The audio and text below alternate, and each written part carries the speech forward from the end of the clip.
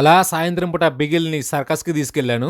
England లో Philips ఆస్ట్లీ అనే వ్యక్తికి చిన్నప్పటి నుంచి గుర్రపు స్వారీ అంటే చాలా ఇష్టం. అయితే లండన్ లో తన భార్యతో కలిసి ఈస్టర్ రోజు ఒక గుర్రపు విన్యాసం చేశాడు. అది జనాలకి బాగా నచ్చడంతో అప్పుడప్పుడు అలా విన్యాసాలు చేస్తూ ఉండేవాడు. తను చేసే ప్రదర్శనలన్నీ బాగా పాపులర్ అవడం వల్ల తనే ఒక టీం తయారు చేసుకుని ఒక పెద్ద సర్కిల్ లాంటి ప్లేస్ లో తన స్కిల్స్ ని ఎగ్జిబిట్ చేయడం స్టార్ట్ చేశాడు. సో అలా ఈ ఎగ్జిబిషన్ కి ఆయన సర్కిల్ అని పేరు పెట్టాడు. అలాగే గుర్రం కాకుండా వేరే వేరే జంతువులతో కూడా విన్యాసాలు చేసేవాళ్ళు.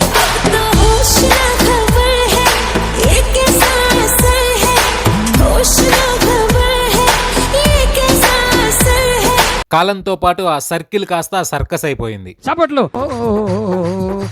ఒకప్పుడు జంతువులను ఎక్కువగా వాడేవాళ్ళు.